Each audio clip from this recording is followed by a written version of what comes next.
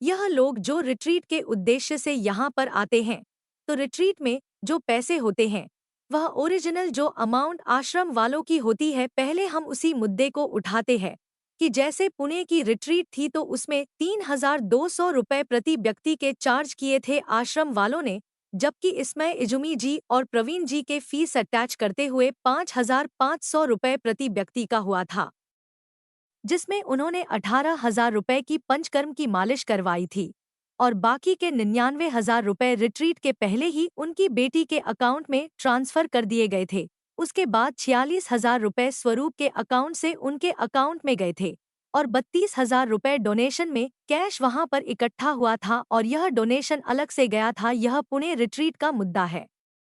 फिर अहमदाबाद की रिट्रीट में अगर देखें तो आश्रम वालों की फीस 4,500 प्रति व्यक्ति थी, पर उनकी तरफ से फीस जुड़कर 11,500 रुपये लगाई गई थी। अब वहां पर 450 लोग आए हुए थे अंदाज से, तो उसका अगर हम अमाउंट देखें तो 24 से 25 लाख उनको जमा हुआ है। तो इस मुद्दे को हमें स्पष्ट रूप से हिसाब लगाकर देखना है।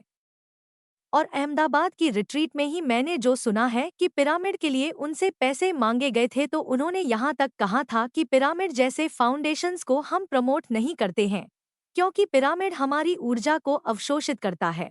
और रिट्रीट में जब पैसे जमा हो रहे हैं, ऐसा जब उन्हें पूछा जाता था तो उनका हमेशा कहना यह रहता था कि हम अपना आश्रम भारत में बनाना चाहते हैं।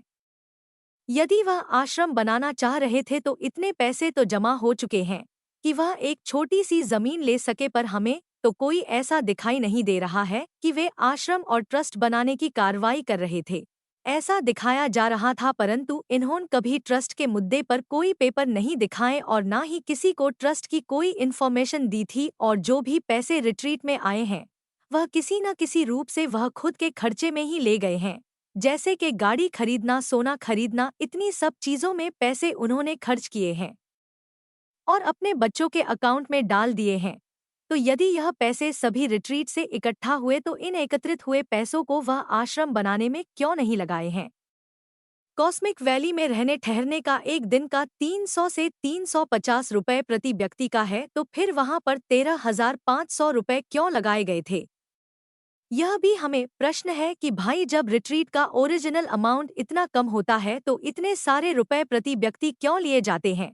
और इस पर उनके ऊपर कार्रवाई हो सकती है कि वह भारत में किस उद्देश्य से आते हैं।